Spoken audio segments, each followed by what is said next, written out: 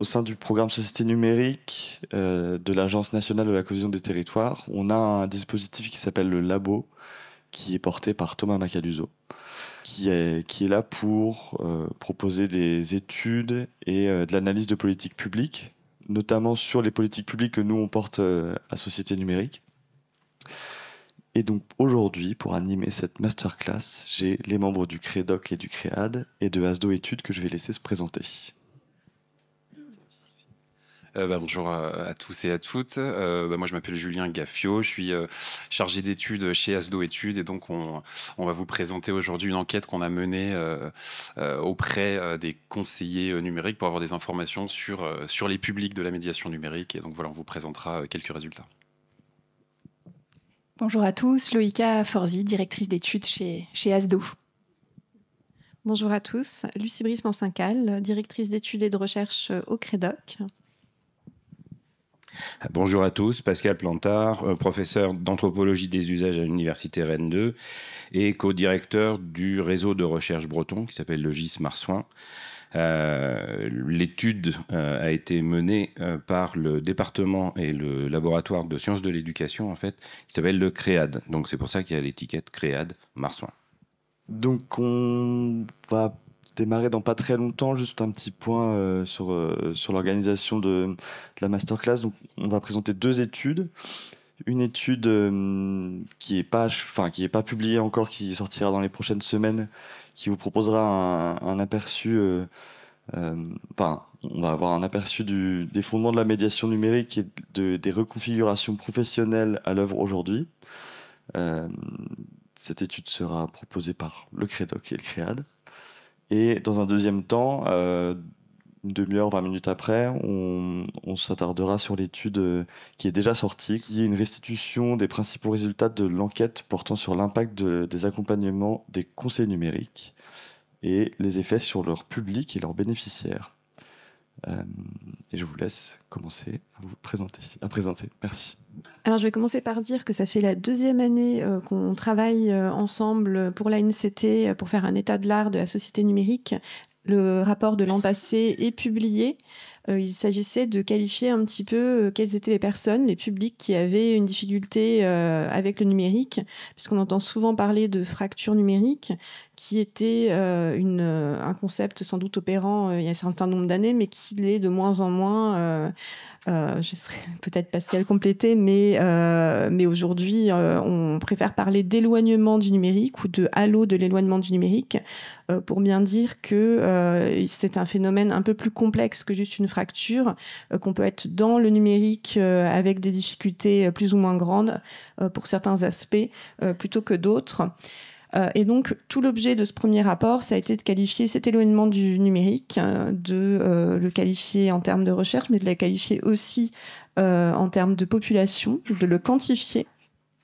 Et donc, on a refait l'exercice aussi cette année, on a refait un calcul, on tombe sur la même proportion de personnes qui sont concernées. Qu'est-ce qu'on met derrière l'éloignement du numérique ? Eh bien, tout d'abord, on met les personnes qui sont très très éloignées du monde numérique, les personnes qui ne se connectent jamais à Internet. Ça représente 9% de la population de France métropolitaine, donc c'était le cas en 2022, ça l'est encore en 2023. On fera l'exercice pour 2024, mais a priori, on tombera sur à peu près les mêmes proportions. Et puis ensuite, on a des personnes qui ne se sentent pas compétentes dans l'utilisation d'Internet, qui, sur certains usages ou administratifs ou sociaux, peuvent à un moment se trouver en difficulté et qui nous font part de leur sentiment de ne pas maîtriser pleinement les outils numériques. Et ça concerne une plus grosse partie de la population, quand même 22% de la population qu'on interroge dans le baromètre du numérique, des adultes uniquement, puisqu'on interroge aussi les enfants dans le baromètre. Et donc, ça représente environ 11 millions d'adultes en France métropolitaine. Donc, c'est un petit peu, vous resituer le constat, qui sont les publics potentiels de la médiation du numérique. Mais je passe bien vite la parole à Pascal pour parler de cette médiation. Alors, juste pour compléter et puis donner une perspective internationale, Il faut comprendre que dès les années 2000, on va mesurer les fractures numériques, c'était le vocabulaire de l'époque, avec le taux de connexion Internet. Sur les 5 dernières années, les données internationales, les pays les plus connectés du monde, c'est le Japon et la Corée du Sud, circulent autour des 10% de déconnectés. Ça veut dire qu'il y aura de toute façon une couche incompressible de la population qui sera déconnectée de l'Internet. Et la spécificité française et le travail qu'on a mené avec le CREDOC, c'est de qualifier les éloignés du numérique. Or, les éloignés du numérique le sont essentiellement en termes de capital culturel numérique. C'était la conclusion du rapport de l'année dernière. Ce qui veut dire que la proportion que nous avons, nous, n'est plus du tout la même si on compare avec les autres pays européens et à l'international. Donc on peut se retrouver avec des pays qui ont 70 à 80%, on pense à l'Afrique, à l'Amérique latine, etc., d'éloignés du numérique selon nos propres critères. Mais vous voyez bien que nos propres critères occidentaux sont quand même un peu difficiles à appliquer dans d'autres pays. Ce qui permet de déboucher sur la médiation numérique, que finalement, pour les plus jeunes d'entre nous, il faudrait s'habituer à se faire l'exercice de profondeur historique qui fait que la médiation numérique apparaît en même temps qu'apparaissent les micro-ordinateurs au début des années 80, parce que les micro-ordinateurs sont les premiers objets qui vont toucher les familles, même s'il n'y a pas beaucoup de personnes. Voilà. Et très très vite, on a des travaux dessus, notamment en éducation. Là, c'est une citation de ma directrice de thèse, donc vous voyez que ça remonte à il y a quelques années, qui constatait du côté de l'école que de toute façon, il y avait un incontournable qui était d'arrêter d'espérer que les machines formeront toutes seules. Citation de 89. Bon, je ne vous parle pas de ChatGPT, etc., mais vous voyez que les thématiques ont pu continuer. On se retrouve avec cette idée que la médiation, c'est une intermédiation. Donc vous allez retrouver dans le rapport, on a fait une méta-analyse et on a fait ce qu'on appelle un état de l'art, c'est-à-dire une collecte des données depuis le début des années 80. Et clairement, il y a 2 éléments vraiment importants. La médiation est quelque chose qui se situe dans l'entre-deux. Vous allez me dire c'est une tautologie, mais qui est excessivement marquée dès le début des questions de médiation par le divin. On est quand même dans une culture fortement marquée par le christianisme, et c'est pas une petite affaire. Parce que je vous rappelle qu'en même temps, le terme d'ordinateur, traduction française de computer, a été proposé dans les années 60 par le Collège de philosophie de la Sorbonne comme le grand ordinateur du monde. Or, l'ordinateur du monde, c'est Dieu, et l'ordination, c'est la transformation d'un être humain, un prêtre, en messager de Dieu. Je ne suis pas en train de faire grimper le débat, mais vous voyez quand même, pour les jeunes conseillers numériques d'aujourd'hui, vous êtes dans un truc qui a un peu de racine quand même, qui descend, qui remonte à loin. Alors, on avance petit à petit, on voit qu'un certain nombre d'auteurs transforment cette histoire d'entre-deux avec une nouvelle terminologie qui est finalement la terminologie du tiers. C'est-à-dire qu'on est entre deux, mais on s'incarne comme tiers, entre deux éléments, on va dire. Et quand on commence à regarder sur les conséquences éducatives, il y a la question de on est entre deux quoi par rapport aux personnes avec qui on travaille. Et on est dans un concept qui est un concept assez ancien, puisqu'il vient du psychologue russe Vygotsky dans les années 50, les publications françaises sont plus récentes. C'est l'histoire de la zone proximale de développement. Est médiateur quelqu'un qui se situe dans l'espace où quelqu'un ne sait pas faire ou ne sait pas apprendre ou ne connaît pas quelque chose, qui, avec de l'aide, va arriver à savoir faire, apprendre, etc. Cette zone proximale de développement, elle est très importante parce qu'elle crée le déséquilibre dynamique. Et si vous êtes en deçà de la zone, pour faire simple, certains me connaissent je peux conceptualiser, mais aussi le donner avec des termes du quotidien. Vous prenez les gens pour des cons, c'est-à-dire que vous êtes vraiment en deçà de leurs propres possibilités. Si vous êtes au-delà de la zone, ils ont déjà appris ça, mais ils ne vous l'ont pas dit, c'est eux qui vous prennent pour des cons. Donc vous voyez que pour faire de la médiation, il faut être agile dans cette zone. Alors, la médiation numérique, la médiation s'installe petit à petit dans l'éducation populaire, avec une très forte valence du côté des formations civiles et civiques, donc avec l'idée de s'éduquer par soi-même, d'apprendre en faisant. L'éducation populaire se saisit de la médiation numérique très très vite. Les technologies numériques arrivent, puis les lieux des technologies numériques, la dernière couche, on va dire, c'est les tiers-lieux et les Fab Labs. La médiation numérique s'en saisit aussi.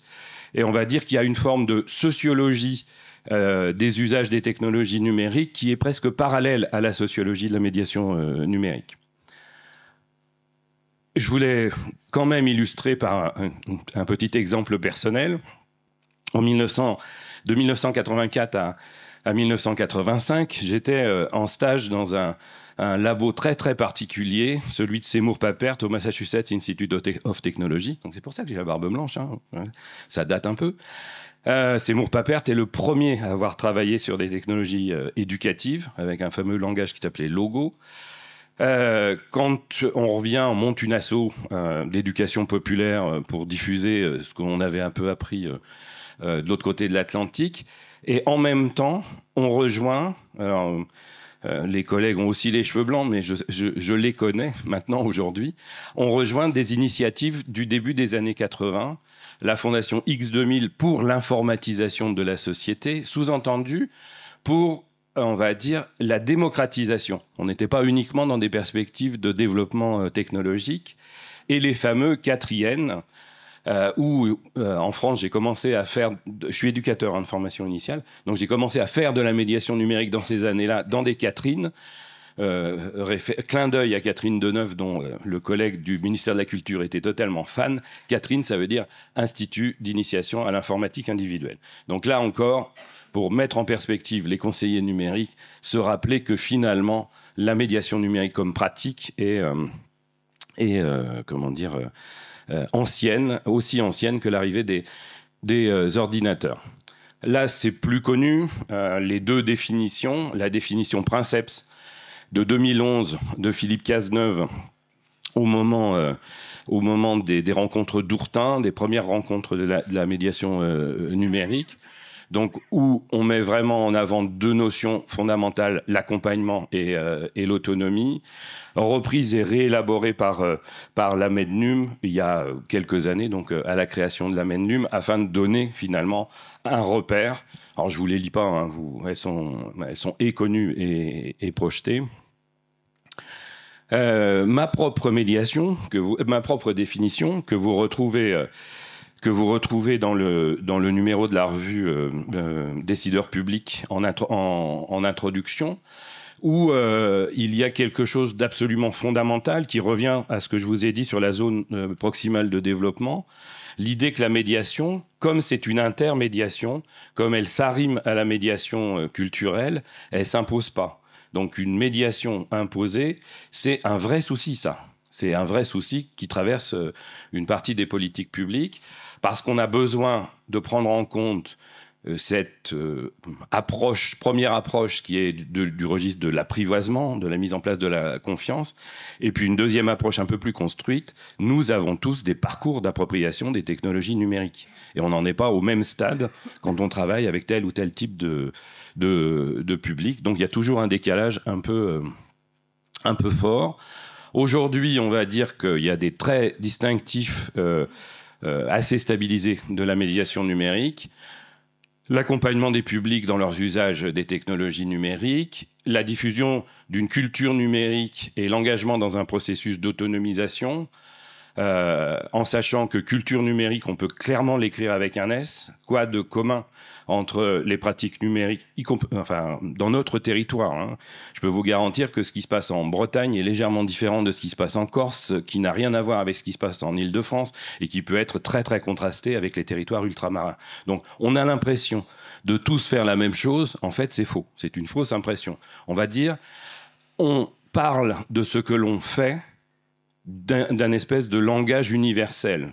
On est tous sur les réseaux sociaux. Vous regardez ce que font les uns et les autres sur les réseaux sociaux et vous allez vous rendre compte qu'il y a des différences absolument gigantesques. Et donc, il y a cette histoire d'autonomisation. L'autonomie est un concept qu'il faut fouiller. Hein. C'est pas, on n'est jamais autonome, de manière définitive, etc. On est toujours autonome par rapport à quelque chose. Donc, quand on parle de culture numérique, c'est par rapport aux cultures numériques qui soutiennent des usages des technologies numériques qui sont soutenus par des artefacts, des machines, etc. Donc, être autonome vis-à-vis de ChatGPT, c'est pas aussi simple que ça. Et cette question d'autonomie est plutôt à interpréter en termes d'émancipation des publics. Et c'est pour ça qu'on reboucle, en fait, sur l'origine de la médiation numérique du côté de l'éducation populaire. Il me semble que c'est ma dernière. Pour le moment, je te repasse la main derrière. Donc, on a vu les grands principes de la médiation et aussi quantifier un petit peu les publics qui pouvaient être en difficulté sur le territoire. J'en profite pour parler d'une initiative ANCT qui recense les lieux de médiation, qui fait une cartographie des lieux d'inclusion, c'est le terme utilisé. On a regardé dans notre rapport, un peu par curiosité, on a tiré le fil de savoir est-ce que les lieux de médiation étaient là où il y avait le plus de besoins peut-être, ou en tout cas où on identifiait les plus grands publics. Donc d'abord, on a rapproché les lieux de médiation à la population régionale pour se dire est-ce que ils sont tous est-ce que s'il y a 200 lieux en Corse ou 200 lieux à Paris, forcément il n'y a pas les mêmes besoins derrière, il n'y a pas le même nombre d'habitants. Donc déjà on se rend compte que finalement le nombre de lieux à Paris, il est peut-être pas si élevé par rapport à la population qu'il y a.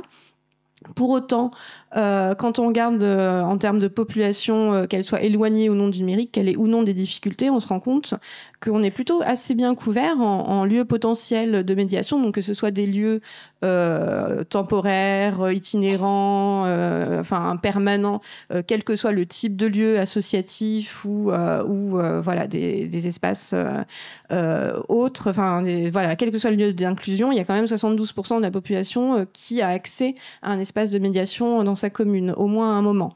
Ensuite, il y en a 19 autres % qui ont accès à un lieu proche. Quand on dit proche, c'est au sens souvent adopté par l'INSEE, c'est-à-dire moins de 20 minutes par la route, en voiture. Et 9% seulement qui ont un lieu de médiation qui a plus de 20 minutes en voiture. Donc on se dit déjà, c'est plutôt encourageant pour la médiation. Mais après, la vraie question, c'est de savoir si les personnes en difficulté sont plus ou moins proches de ces lieux de médiation, puisque dans la population, on a vu qu'il y avait des personnes qui étaient plus ou moins éloignées du numérique. Ce qu'on remarque, c'est qu'il y a une réelle différence entre les gens qui sont non internautes et les gens qui sont internautes, qui aient des difficultés ou qui n'en ressentent pas. Donc ce qu'on voit, c'est qu'on chute à 55% de non-internautes qui ont un lieu d'inclusion dans leur commune. Et puis ensuite, 28% qui en ont à moins de 20 minutes par la route. Et puis 17% qui doivent faire plus de 20 minutes par la route pour accéder à un lieu de médiation. Ça, c'est souvent dû au fait que les non-internautes sont encore aujourd'hui dans des zones plus enclavées, moins peuplées, avec moins de lieux de médiation. Et donc, un accès aussi plus difficile à ces espaces de médiation avant même d'entrer dans est-ce qu'ils ont envie d'avoir accès à cette médiation, qui est également une question pour les non-internautes aujourd'hui au XXIe siècle.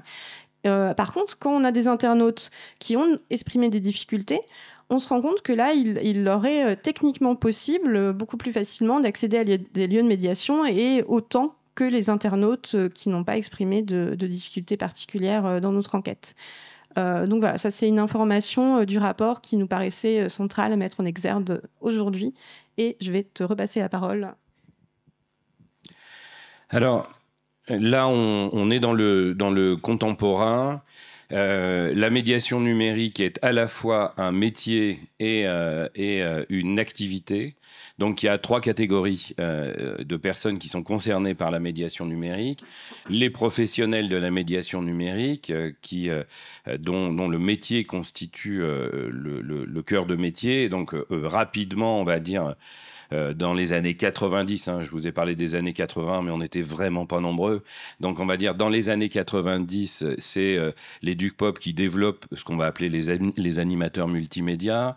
Puis arrive fin des années 90, les emplois jeunes, où Martine Aubry va avoir cette idée lumineuse qu'on va prendre des jeunes en difficulté pour aider d'autres jeunes en difficulté. Moi, j'appelle ça la précarisation au carré, mais vous pouvez en penser ce que vous voulez. Mais qui va marquer, on va dire, le moment de déploiement, en fait, de la médiation numérique, avec tout un tas d'emplois jeunes, alors, je ne sais pas s'il y en a dans la salle, tout un tas d'ex-emplois jeunes, années 2000, donc... ils commencent à vieillir un peu, qui sont devenus des médiateurs numériques historiques et qui, effectivement, ont aussi structuré le terrain. Donc, il y a un démarrage un peu... Alors après, de la fin surtout le début de la décennie 2000, on va avoir des libellés et des politiques publiques de déploiement jusqu'à finir au conseiller numérique dont vous nous parlerez tout à l'heure. Deuxième corps vraiment très très important, celui de tous les métiers, tous les métiers du lien en fait, donc éducation, formation, travail social, les métiers du care, médico-social, médical, etc. Tous les autres médiateurs qui sont dans les quartiers, qui sont dans les campagnes, qui sont dans les mouvements de jeunesse, qui sont dans les associations. Tous ces professionnels vont avoir à se coltiner les questions numériques en fonction du déploiement des technologies numériques et des injonctions des services publics. On pense évidemment à la dématérialisation dans les dernières années. Et une troisième catégorie qu'on oublie toujours quand on fait des cartos dans des départements, on se rend compte qu'il y a des lieux officiels de médiation numérique autour des chefs-lieux de canton, etc., etc.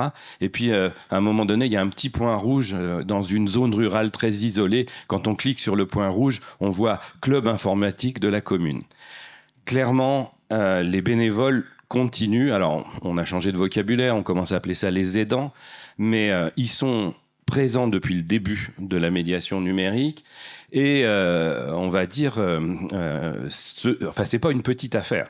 C'est-à-dire que assez systématiquement, les pratiques de médiation numérique, pour prendre les derniers, c'est les Fab Labs en fait. Les Fab Labs ont démarré dans des logiques de bénévolat en fait, auprès de geeks qui avaient vraiment envie de partager leurs trucs. Puis les mouvements d'éducation populaire, les petits débrouillards, etc., se sont saisis de ça. Mais il faut jamais les oublier parce que clairement, on pourra pas imaginer mettre un médiateur numérique derrière chaque éloigné du numérique. C'est pas ni possible ni souhaitable.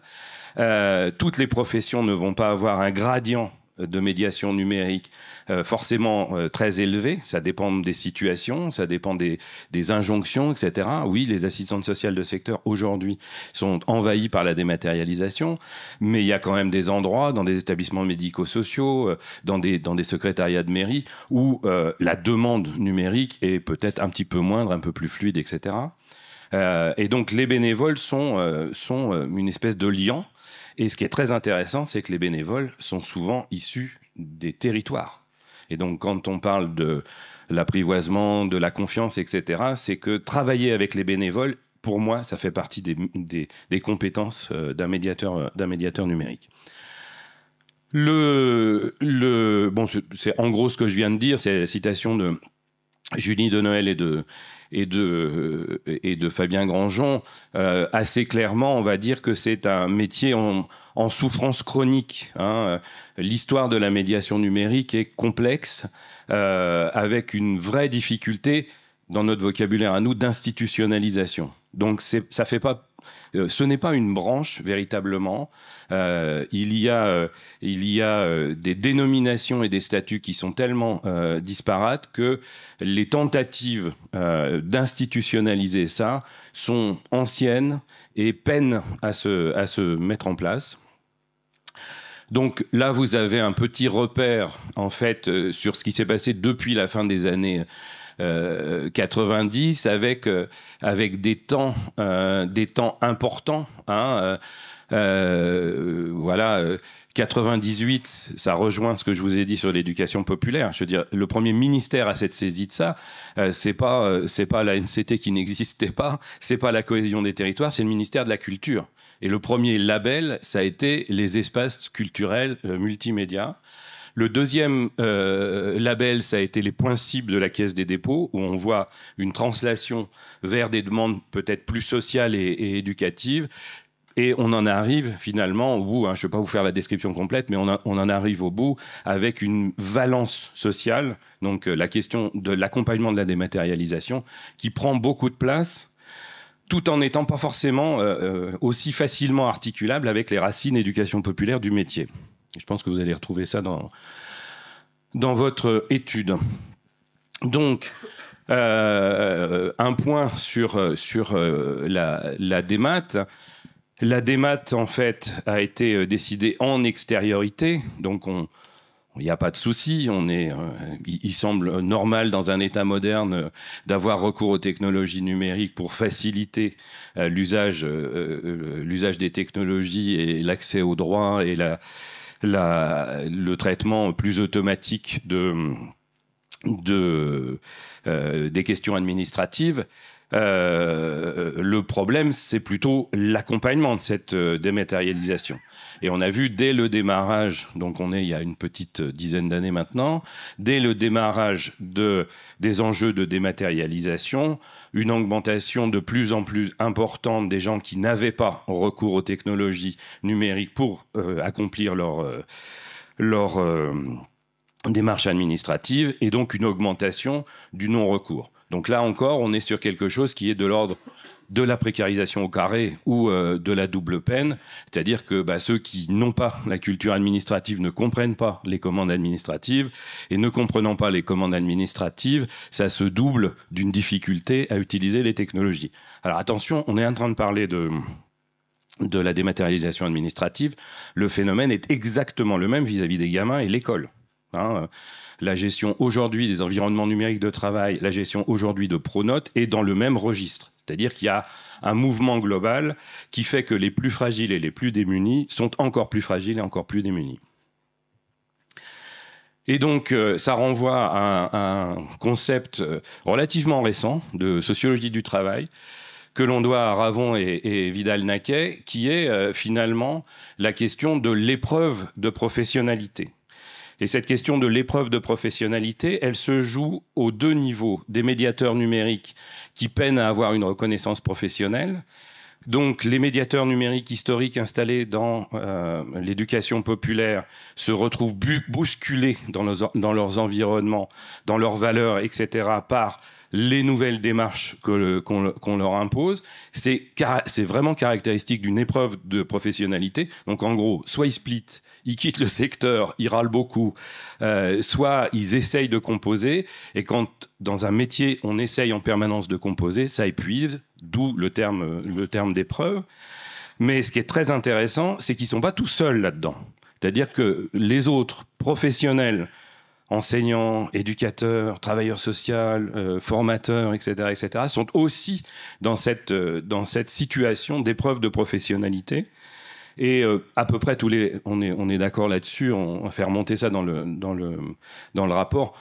Tous les travaux scientifiques sérieux convergent de ce côté-là. C'est un vrai souci, et il faut avancer là-dessus, notamment parce que, il y a ce qu'on va appeler des conflits de légitimité, des gens qui défendent des valeurs d'autonomisation, de respect des publics, etc., et qui ont des contraintes, on va dire, de production, d'administration, etc., qui sont telles que leur valeur explose. Il y a quelque chose de l'ordre de la tension. Et il y a la question des conditions de travail, qui est vraiment, vraiment importante. Il me semble que je suis sur la fin. Voilà. Et donc, à vous. Merci beaucoup.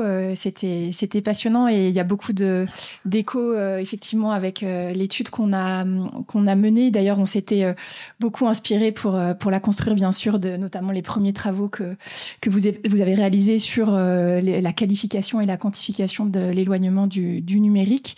Donc nous, ASDO, donc on est une agence d'études et dans le cadre d'un programme de recherche mené pour la NCT, l'idée c'était de s'adresser directement au public de la médiation numérique alors en utilisant le cas des conseillers numériques, pour essayer de mieux connaître aujourd'hui les publics des conseillers numériques. Qui sont-ils? Pourquoi viennent-ils voir les conseillers numériques? À quoi ressemble le parcours d'accompagnement qu'ils suivent avec les conseillers? Et essayer d'apprécier les effets de cette médiation numérique sur ces publics.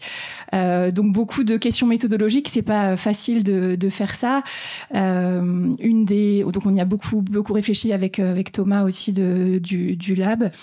du labo, soit c'était de se dire les effets, il faut qu'on passe un PIX avant, un PIX après pour très concrètement savoir les compétences acquises par les personnes. Bon, très vite, ça pose plein de questions et puis surtout, notamment par rapport à tout ce que vous disiez, ce qui est intéressant aussi, c'est le sentiment de compétence, c'est-à-dire la perception par les personnes du numérique, des potentialités du numérique, de l'envie ou pas de l'utiliser et du fait d'être rassuré ou pas dans son utilisation. Donc on s'est dit qu'on allait jouer vraiment cette carte, d'essayer d'apprécier l'évolution du sentiment de compétence des publics de la médiation numérique. Est-ce que après la médiation numérique, ils se sentent plus compétents? Donc ça a vraiment été le parti pris de cette étude. Alors on a peu de temps pour la présenter, il y a beaucoup d'éléments, donc déjà vous dire que le rapport est publié, donc vous disiez qu'il y a des exemplaires papier ici et puis il est disponible aussi déjà en ligne. Il y a aussi le questionnaire qui est en libre accès, alors c'est peut-être intéressant parce que vous pourrez peut-être le regarder. On s'est posé beaucoup de questions sur la façon de libeller justement les questions, donc peut-être que ça peut vous intéresser de voir ou de reprendre certains éléments de ce questionnaire. Très concrètement, donc c'est une enquête donc par questionnaire qui a été menée au printemps 2023 grâce aux conseillers numériques. Ce sont les conseillers numériques qui ont diffusé ce questionnaire auprès de leur public. Alors on était un peu obligé de faire ça puisqu'il n'y a pas de base de données nationale aujourd'hui des publics de la médiation numérique. Donc merci aux conseillers numériques qui nous ont aidés, ce qui fait qu'il y a forcément aussi un peu de biais dans l'enquête, puisque il a fallu distribuer ce questionnaire et puis aussi que les personnes acceptent d'y répondre. C'est une base de 1327 répondants. On proposait plusieurs canaux pour répondre à ce questionnaire, en numérique bien sûr, mais on ne pouvait pas se contenter du numérique dès lors qu'on parle de public éloigné du numérique. Donc on proposait une réponse sous format papier et aussi une réponse sous format téléphonique qui a d'ailleurs assez peu marché, mais on proposait aux personnes de laisser leur numéro et qu'on les rappelle pour passer le questionnaire. On a un questionnaire qui est en 3 parties, sur le répondant, son profil, sur le parcours d'accompagnement en tant que tel et sur l'évolution du rapport au numérique. Je ne vais pas m'attarder trop sur la méthode pour vous donner plutôt des résultats, mais on s'est appuyé sur des référentiels, notamment le référentiel Capacity, de l'enquête Capacity qui a été menée en 2017, c'est ça, par le GISM Marsouin. Et l'idée, donc, c'était effectivement non pas de demander aux personnes, en gros, est-ce que vous avez utilisé au cours des 6 derniers mois Internet, mais plutôt est-ce que aujourd'hui vous vous sentez en capacité de joindre une pièce jointe à votre email, etc. Donc les gens déclaraient si oui ou non ils se sentaient en capacité de faire. Ensuite, on s'est intéressé beaucoup au domaine d'usage du numérique. Dans quel domaine d'usage ils ont le sentiment d'avoir progressé, puisqu'une compétence technique n'a de valeur que dans le domaine dans lequel on l'utilise. Donc c'était de voir dans quel domaine d'usage les personnes se sentent avoir progressé. Et puis on s'est intéressé aussi à la source du sentiment de compétence. Pourquoi ils ont le sentiment d'avoir monté en compétence? On a essayé au travers de certaines questions de capter ça. Alors, je vais commencer par donner quelques chiffres pour décrire d'abord donc les bénéficiaires des conseillers numériques avant d'aborder la question de leur progrès. Donc, ce qu'on voit tout de suite, c'est que c'est une population au sein de laquelle certaines catégories de public sont surreprésentées en termes d'âge, de genre, de diplôme et de territoire. Donc, c'est un public qui est plus âgé que la population en général. Nous, on a donc 75% de l'échantillon donc qui a plus de 60 ans. Alors, c'est un petit biais de notre enquête. Les conseillers numériques font remonter par leurs données une proportion de plus de 60 ans, de 50%. Donc, on a 25 points en plus. On pense que c'est dû au mode de passation du questionnaire, c'est-à-dire que les plus âgés fréquentant plus souvent et plus longtemps la médiation, ils ont peut-être été plus susceptibles d'accepter de répondre au questionnaire par rapport aux plus jeunes qui passent peut-être un petit peu plus ponctuellement, avec qui c'est un petit peu plus difficile d'établir une relation de confiance. Alors c'est aussi un public qui est très largement féminin, voilà, donc 72% des personnes qui ont répondu sont des femmes. Ils sont aussi un petit peu moins diplômés que la population générale, et donc ça confirme le fait que le niveau d'études aussi explique une bonne part de l'éloignement du numérique. Et on a aussi une majorité de bénéficiaires donc qui sont issus des territoires périurbains et ruraux. Alors ça peut s'expliquer de deux manières. D'une part, les conseillers numériques ont été prioritairement déployés sur ce type de territoire, et puis c'est aussi dans ces territoires tendanciellement qu'on va trouver le plus de personnes en situation d'éloignement du numérique. Alors, pour parler de leurs équipements, un résultat important, c'est que les publics de la médiation donc, ne sont pas en situation de fracture numérique, c'est-à-dire au sens d'un éloignement matériel par rapport au numérique. On verra qu'il y a d'autres formes d'éloignement, mais alors ils sont globalement bien équipés, et aussi bien équipés que la population française, malgré, donc, comme on le voit sur le graphique, un léger sous-équipement en tablette.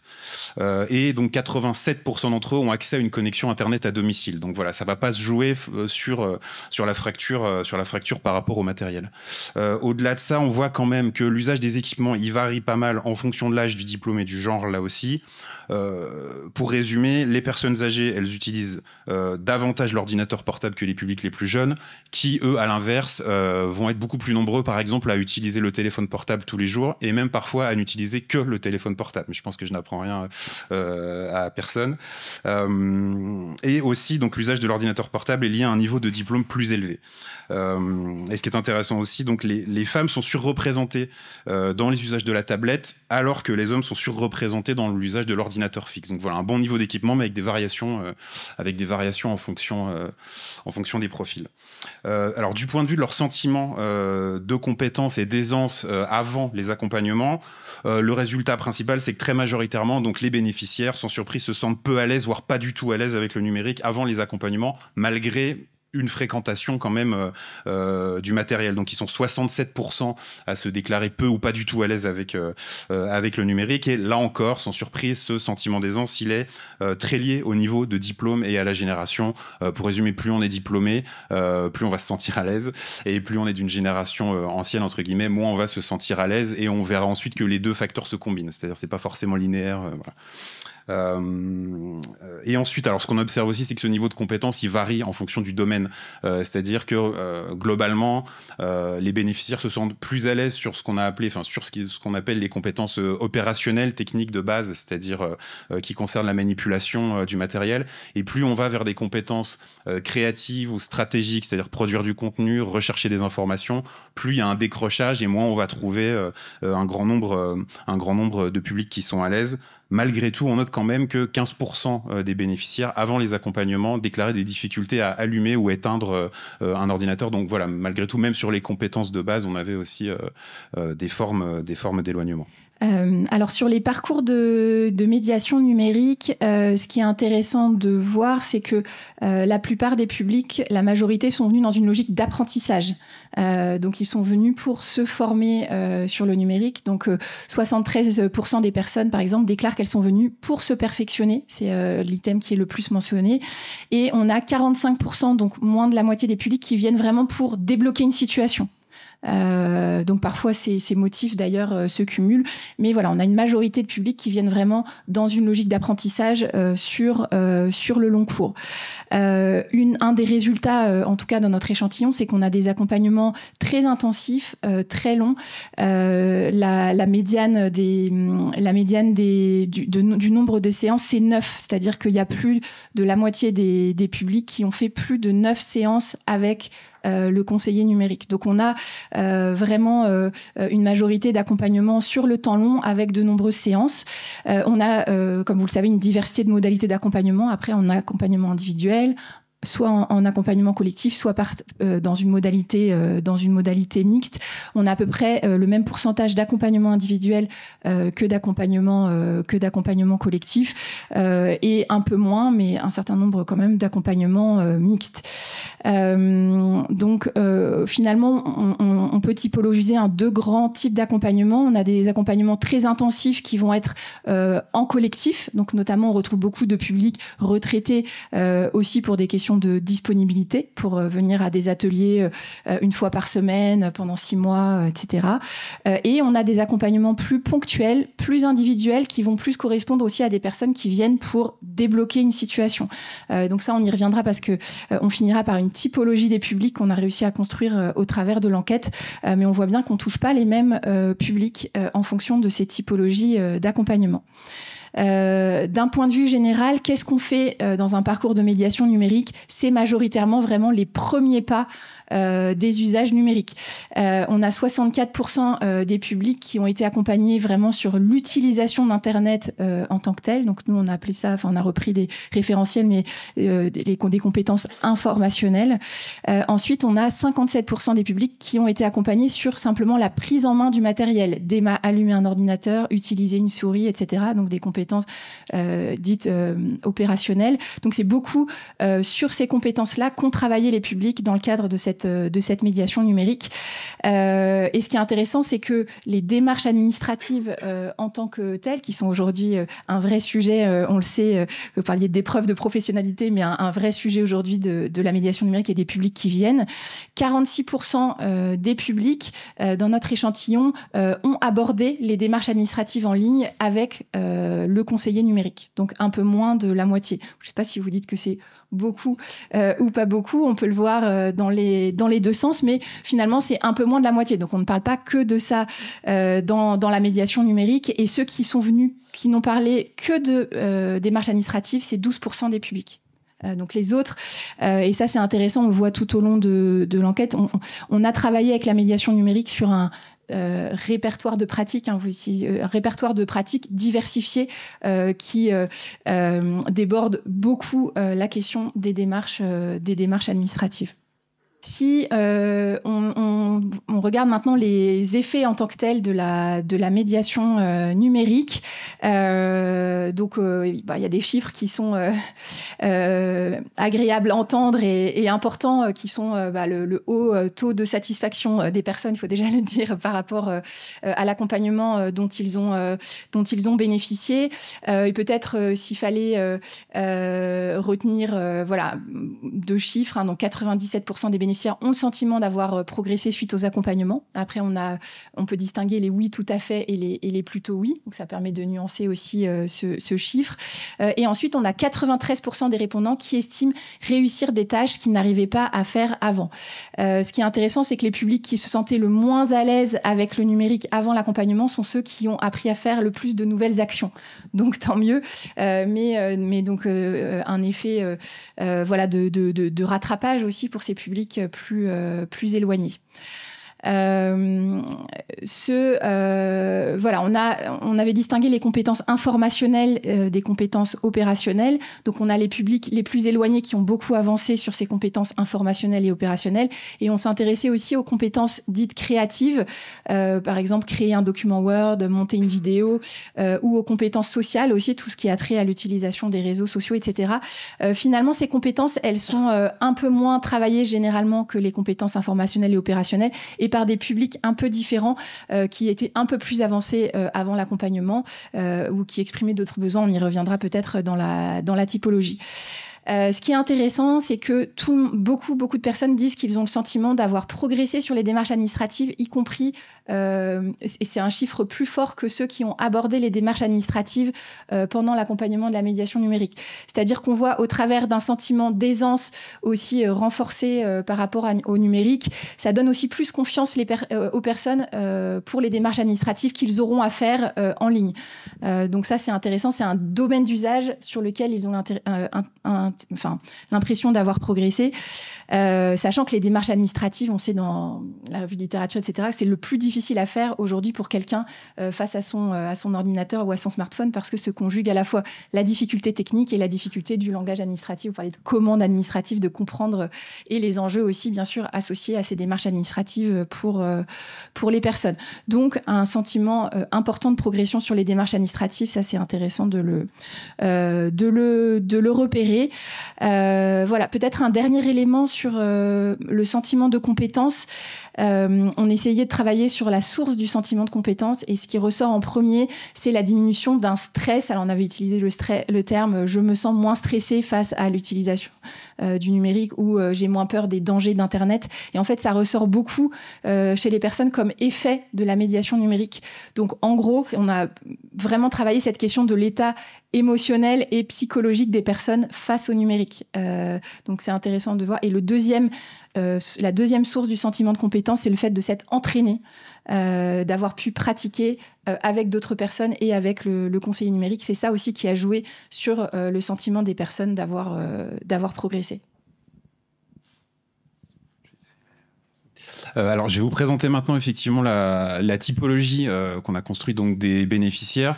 La question, c'était de savoir, voilà, est-ce qu'on peut dégager des grands profils de bénéficiaires qui se ressemblent du point de vue de leur profil, de leurs usages du numérique et de leur progrès. Et donc, on a dégagé 4 grands types, donc auxquels on a donné des petits noms. Donc, on a donc là les 2 premiers, les seniors débutants et les seniors initiés, alors qui présentent des ressemblances, comme leur nom l'indique. Donc, les 2 catégories, elles sont composées à plus de 80% de retraités, et ce sont des catégories qui sont très féminisées, mais elles se distinguent par le niveau de diplôme et par leur rapport au numérique qui induit aussi des besoins différents en termes de médiation. Donc du côté de ceux qu'on a appelés les débutants, ils sont un peu moins diplômés, il y a la plus forte proportion de personnes qui se déclarent pas du tout à l'aise avec le numérique. Donc là, c'est des bénéficiaires qui sont en démarche d'acculturation avec le numérique, et de fait, ils progressent surtout sur la prise en main des outils numériques, et alors du point de vue des domaines d'usage, sur les échanges, sur la détente, et sur la culture.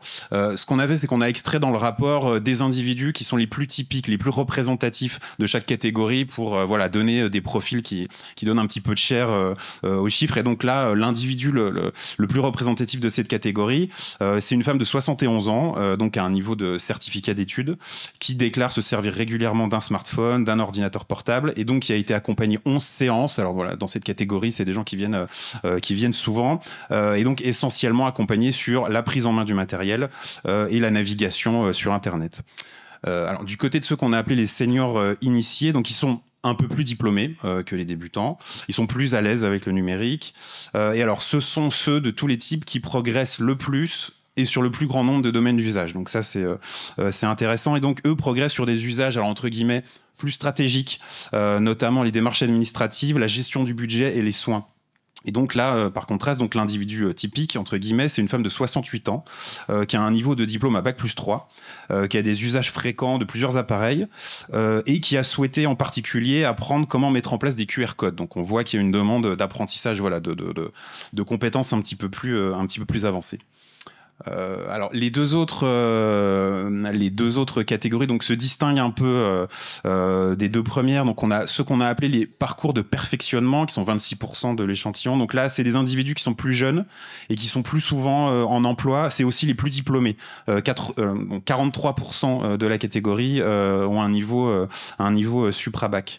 Donc là, c'est des bénéficiaires qui eux sont déjà relativement à l'aise avec le numérique et qui viennent pour se perfectionner dans un domaine particulier. Donc ils savent savent déjà globalement comment servir du numérique, mais ils veulent apprendre quelque chose de plus. Et du coup, c'est aussi des personnes qui ont un faible sentiment de monter en compétence, simplement parce qu'il y avait déjà une maîtrise qui était là à la base. Et donc là, l'individu typique, c'est un homme de 42 ans qui a fait des études supérieures, qui est en emploi, et qui, alors lui, pendant son accompagnement, a abordé des sujets qui vont toucher aux intelligences artificielles et aux nouvelles technologies. Donc on voit qu'il y a une demande un petit peu différente. Et enfin, le dernier profil, c'est celui qui nous semble le plus singulier, puisqu'il est en fait, on peut le considérer à la frontière de la médiation numérique et de l'insertion professionnelle. Donc on les a appelés les parcours d'insertion. Donc c'est les individus les plus jeunes, les moins diplômés, ceux qui sont le plus orientés vers les conseillers numériques par une autre structure d'accompagnement. Alors ça peut être une mission locale, ça peut être un centre social, travailleurs sociaux en général. Ce sont également ceux qui utilisent le moins d'outils numériques en dehors du téléphone, et pour une partie d'entre eux, c'est leur seul outil. Et donc ce sont des individus qui sont en formation, en recherche d'emploi, et ils sont le plus souvent aidés sur les démarches administratives. Enfin, ce sont eux qui sont le plus souvent aidés sur ce type de démarche. Et donc, pour finir, l'individu typique, encore une fois, là, c'est une femme de 19 ans qui est sans diplôme, qui est en recherche d'emploi, alors qui se déclare à l'aise avec le numérique. C'est ça qui est intéressant. Et elle a été orientée vers un conseiller numérique pour débloquer une situation qu'on peut supposer être liée à une démarche administrative ou de recherche d'emploi. Donc voilà, une catégorie en fait qui démontre aussi une autre forme d'éloignement par rapport au numérique. Donc nous, on a repris la distinction de Pierre Mazet qui distingue l'éloignement au numérique de l'éloignement par le numérique. On pourrait dire que cette dernière catégorie ce n'est pas forcément en éloignement du numérique, serait capable par exemple d'éditer une vidéo sur son téléphone et de la poster sur un réseau social. Par contre, la dématérialisation des services publics, la disparition des guichets met en face d'interfaces administratives qu'on ne peut pas comprendre, parce qu'on n'a pas forcément le capital culturel numérique et administratif. Et donc là, on a besoin d'une médiation qui va jouer, en fait, on le verra, mais le rôle aussi de remédiation dans un contexte de disparition progressive, enfin de dématérialisation des services publics. Disparition, c'est un peu dramatique. Mais, et peut-être, oui, je vais peut-être passer vite là-dessus. On s'est plié à l'exercice du coup de mettre en relation ces 4 profils par rapport à ce qui nous semblait apparaître comme des régimes de médiation ou des formes de médiation qui vont donc, comme je le disais, qui vont de l'acculturation au numérique jusqu'à des accompagnements vers des usages plus stratégiques et donc pour le dernier profil au soutien dans les démarches administratives et professionnelles, ce qui montre aussi une tension dans la définition peut-être du métier de conseiller numérique. Ça, c'est des choses qui nous étaient remontées dans les entretiens plus qualitatifs qu'on a menés. On est souvent entre une démarche de médiation et une démarche de travail social. Voilà, peut-être qu'on en parlera. Oui, là, c'est peut-être une conclusion en forme d'ouverture aussi pour les échanges. Je pense que ce qu'on voit au travers de l'étude, c'est comment cette médiation numérique, elle est protéiforme, elle s'adapte et elle répond à des formes d'éloignement au numérique différentes.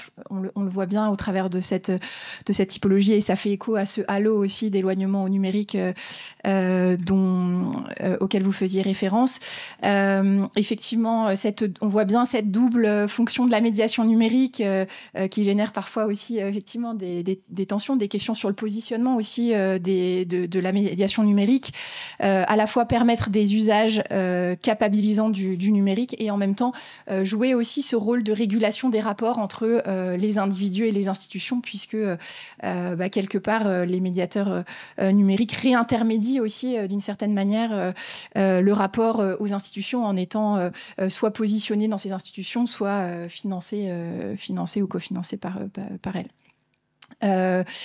Finalement, au travers de cette typologie, on peut se demander aussi de quels sont les publics cibles, les publics prioritaires de la médiation numérique. C'est aussi une vue, je trouve, en 2023 de la médiation numérique. On peut se dire que ce serait intéressant de refaire cette étude, alors peut-être pas dans 10 ans, peut-être avant, mais de voir comment aussi l'effet génération, l'effet âge, comment ces effets vont continuer à agir et comment les questions vont évoluer. Par exemple, c'est intéressant peut-être ce type qu'on a appelé parcours parcours d'insertion. Vous parliez aussi du besoin d'adhérer, de venir peut-être de son propre chef aussi parce qu'on a envie d'une médiation numérique. C'est peut-être des parcours finalement où il y a plus une prescription. On le voyait d'ailleurs, c'est moins des personnes qui sont venues par le bouche à oreille, mais plus parce qu'elles ont été orientées par effectivement cette jeune de 19 ans, peut-être par la mission locale, peut-être par France Travail, etc. Et donc finalement, voilà, qui pose aussi la question de pourquoi on vient et par qui on vient à la médiation numérique, comment ça s'inscrit dans des parcours. Voilà, donc ça c'est certainement une question aussi que vous posez dans le cadre des feuilles de route, des feuilles de route numériques sur les territoires. Qu'est-ce qu'on cible en priorité et qui fait quoi? Voilà, et puis peut-être pour finir, ce qui nous a frappé, bien sûr, dans cette étude, c'est que ce rapprochement du numérique, il se fait sur le temps long, voire sur le temps très long. Et donc peut-être intéressant aussi, au-delà de cette focale sur le conseiller numérique, la médiation du conseiller numérique, qu'est-ce qui se passe avant, qu'est-ce qui se passe après, et regarder sur un temps long aussi comment se construisent ces parcours de rapprochement du numérique. Merci beaucoup pour tous ces éléments très précieux pour le secteur. Il nous reste quelques minutes pour les questions, donc vous pouvez lever la main, je vous passe le micro. Oui, merci. Moi, je suis conseiller numérique en zone rurale. Et en fait, je voudrais faire part d'une inquiétude et vous soumettre une demande. L'inquiétude, c'est qu'en fait, c'est leur pérennité de notre dispositif. Parce qu'on constate, 4 ans après, que déjà quelques employeurs des communes, des collectivités locales, des collectivités territoriales ont déjà tourné Kazakh et n'ont pas reconduit des conseillers numériques ou bien ont réduit le nombre, tout simplement. Et on pourrait reprocher à ces collectivités 2 défauts, d'être pusillanime et d'être opportuniste. C'est-à-dire que opportuniste, c'est-à-dire que c'est très facile de reprocher ce que nous ne sommes pas au lieu d'analyser ce que nous sommes et comment nous travaillons. Je m'explique un petit peu. Le dispositif au début a suscité beaucoup d'engouement, ce qu'on appelle les early consumers en termes de marketing. Donc beaucoup de gens se sont précipités dans nos cours. Or, sur la durée, il faut d'autres moyens pour faire venir les gens, trouver des idées, en particulier en zone rurale, d'aller les chercher par la peau du cou, de les ramener, de les convaincre de venir dans nos cours. Et donc ça, c'est très intéressant. Mais il suffit qu'à l'intérieur des mairies, des structures, vous avez des gens qui sont plutôt adeptes des tableaux Excel et trouvent des économies sur notre dos et sur le dos du dispositif. Et donc on voit bien qu'il y aurait moyen de faire une piqûre de rappel auprès de ces employeurs par vous, pour que l'ANCT écrive des lettres aux maires, écrive des lettres aux responsables des entités dans les structures que je viens de citer, en disant, vous savez, c'est pas fini. Vous savez, il y a drôlement intérêt à ce que ça continue. Et on vous encourage à ne pas baisser les bras, malgré la réduction de la participation de la NCT sur le montant de nos salaires. Voilà en gros la demande que je vous formule. S'il vous plaît, essayez de motivez-les. Nous, on motive nos apprenants. Motivez les employeurs. Merci. Je pense que... J'ajoute une chose, que ça devrait passer par les préfectures. Bien sûr. Bon. La question revient à ce concept central d'épreuve de professionnalité et à cet autre concept que je vous ai proposé tout à l'heure de précarisation au carré. C'est-à-dire l'idée qu'on peut mettre des gens en situation précaire s'occupant de gens en situation précaire qui s'occupent de gens en situation... Non, bon. Donc, il y a eu référence au premier programme de recherche sur, on va dire, la ventilation des bénéfices de la société numérique auprès de la population française, le programme de recherche Capacity que les Marsouins ont mené avec les collègues de la FING, qui décrivait clairement une urgence, tant les inégalités sociales, éducatives, culturelles ancraient de nouvelles inégalités numériques et pas l'inverse. Enfin, il y avait quelque chose de l'ordre de faut traiter le mal à la racine. Enfin, bon, les gens qui mangent pas ont un peu de mal ou le travail de Marianne Trénoir dont j'ai parlé hier, qui a travaillé sur les pratiques numériques des SDF, dans la catégorie clochard, il n'y a pas de pratique numérique. Là où les galériens et les zonards ont une autre manière de regarder ces choses-là. Donc la situation des personnes est vraiment importante. Devant cette urgence-là, on a fait remonter des choses. Ça s'est appelé le plan Marshall pour la médiation numérique sous ma propre... c'est moi qui l'ai proposé, voilà, je vais dire ça comme ça. Et de ce plan Marshall pour la médiation numérique, le secrétaire d'État de l'époque, Cédric O, va proposer le dispositif médiation numérique. Alors, remontez dans les archives de presse, vous allez voir que j'étais pas très content, en fait. Parce que entre conseiller numérique et plan Marshall, il y a, comment dire, un petit delta. Donc, moi, je réponds, on va dire, personnellement, et je peux engager une partie de la communauté scientifique qui travaille là-dessus, on va continuer. Mais n'espérez pas de miracle en ce qui nous concerne. Je rencontre, à chaque publication de rapport, on peut rencontrer des ministres qui nous disent « c'est vraiment intéressant ce que vous faites ». Hein, donc, moi, je vous renvoie le compliment « c'est vraiment intéressant ce que vous faites ». Hein, donc, j'essaye de faire en sorte que ça m'aille. Après, je suis régulièrement, certains d'entre vous m'ont vu, on va dans des communautés de communes, on va dans des conseils généraux, etc. Et on répète ce que tu viens de dire.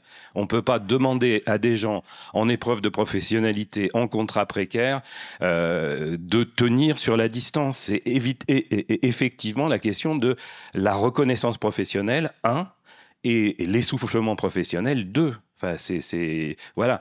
Et vous n'êtes pas les seuls.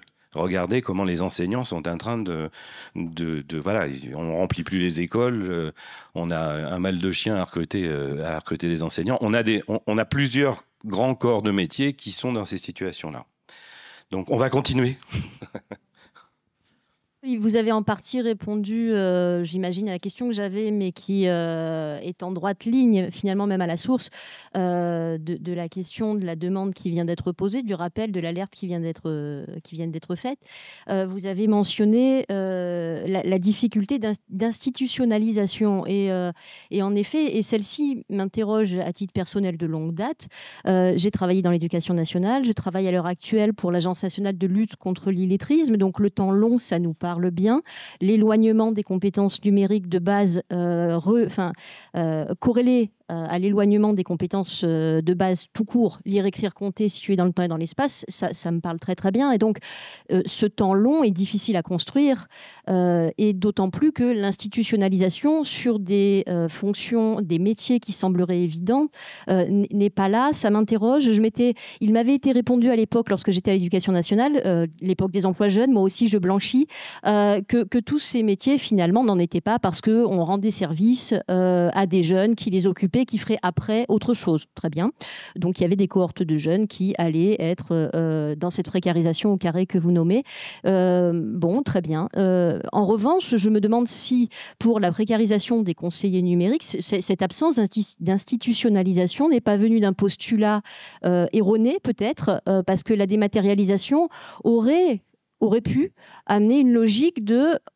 Pendant qu'on dématérialise de manière massive pour tout le monde, tout le monde n'est pas nécessairement en capacité d'eux ou en volonté d'eux, on va simultanément créer des postes, des vrais, dans une durée, pour accompagner à. Et donc, est-ce que ça n'a pas été le choix fait? Peut-être est-ce par une erreur de postulat qui serait celui que vous mentionniez au tout début. Il faut arrêter d'espérer que la technique et que des générations natives sauront naturellement faire, et que les autres rattraperont un retard dont la masterclass d'hier matin m'a bien appris, et ça m'a beaucoup intéressé. C'est Monsieur Denis, je crois, qu'il n'y a pas de retard à rattraper, parce qu'il y aura toujours, par essence, un retard. On ne sera jamais dans le même flux. Donc voilà, c'est ma question. Je ne sais pas s'il y a quelques éléments de réponse. Rapidement, parce que je pense qu'on est sur la fin de... Ça renvoie à ce que j'ai essayé d'exprimer hier en masterclass sur les digital natives. Nous avons un problème de compréhension démocratique très important. Nos élus sont très, très, très, très, très sensibles aux questions de communication. Je ne vous parle pas de communication avec leurs administrés et le public, mais de communication entre eux et en général. Ce qui veut dire que ce fantasme de les digital natives vont tous devenir, vont arriver et vieillissant, ils vont tous être dotés d'un capital culturel numérique immanent et il n'y aura plus de fracture numérique. Attendez, c'est l'idéologie qui a marqué le déploiement de l'Internet au début des années 2000 en France. C'est-à-dire que c'est pas, vous trouvez ça dans les textes officiels, vous trouvez ça dans le rapport Nora-Munk de 79. Donc ça veut dire que la recherche, et notamment des études précises sur les conditions de l'éloignement, les facteurs d'éloignement, les profils de public, etc., démontrent tout le contraire. Pour autant, on se retrouve, c'est ce que tu appelles une erreur d'interprétation. Moi, je pense que c'est plus grave que ça. C'est la capacité aujourd'hui des États à intégrer véritablement les apports et de la recherche et de l'expertise des professionnels. Donc, on n'arrête pas de se gloser sur le collaboratif, le coopératif, etc. À mon œil, enfin, faut être sérieux, quoi. Il y a quelque chose qui ne fonctionne pas là-dessus. Et quand on parle, nous, d'institutionnalisation, c'est un vrai concept. On constate, par exemple, que ne pas institutionnaliser les postes de référents numériques dans l'éducation nationale depuis 40 ans, c'est pas depuis hier, c'est depuis 40 ans. Donner 2-3 heures par semaine à des collègues surchargés pour développer le numérique éducatif intersidéral, de quoi parle-t-on ? Recruter des emplois précaires, c'est ce que vous venez de dire dans un métier qui, je veux dire, il suffit de prendre la sociologie des bibliothécaires. J'ai publié un bouquin avec les collègues de la BPI sur la médiation numérique en bibliothèque. Les bibliothécaires des années 70 ont vu arriver les livres, les CD, le numérique, etc. Certains sont devenus médiathécaires et ont pris de la distance avec le livre et ont transformé leur métier. Et ben c'est comme ça qu'on sort d'une épreuve de professionnalité. On transforme son métier, mais on n'oblige pas tout le monde à transformer le métier. Et certains... les bibliothèques sont encore des lieux de médiation numérique très, très, très importants. Peut-être dans certains quartiers ou dans certaines communes rurales, le seul lieu de médiation numérique. Certains médiathécaires sont devenus animateurs multimédia, médiateurs numériques. Et si on analyse cette profession-là, on voit probablement, et c'est pas parfait non plus, il râle aussi, enfin, etc., c'est probablement la profession qui a le mieux géré son institutionnalisation des métiers du numérique dans leur propre corps de métier. Et là, on est en extériorité avec une non-institutionnalisation de la médiation numérique telle que les uns et les autres nous l'avons définie. Et tu as absolument raison, l'institutionnalisation, ça prend du temps. Mais il y a un moment donné, faut avoir un point zéro d'institutionnalisation. Faut commencer une démarche progressive qui vise en 10 ou 15 ans à institutionnaliser, à reconnaître dans des grilles, à stabiliser des métiers, etc., etc. Je ne suis pas sûr qu'on ait atteint aujourd'hui le point zéro en termes de médiation numérique. Et le fantasme du fond, c'est le dernier fantasme quand même. Ça rejoint la citation de Monique Linard. C'est ChatGPT. Allez hop là. On va plus avoir besoin de médiation numérique parce que l'intelligence artificielle est là. Pour les médiateurs numériques, je pense que c'est pas une urgence. Je crois pas que ce soit la demande principale des publics. Donc il faut probablement qu'on s'engage collectivement. Ta demande tout à l'heure de soutenir ça, je peux vous garantir, la communauté chercheur le fait. Certains journalistes le font, pas tous, avec des enquêtes vraiment sérieuses, etc., etc. Parce que c'est en tant que citoyen, en fait, et professionnel qu'il faut se remobiliser en permanence. A-t-on un autre choix ? Enfin, je ne crois pas. Merci beaucoup.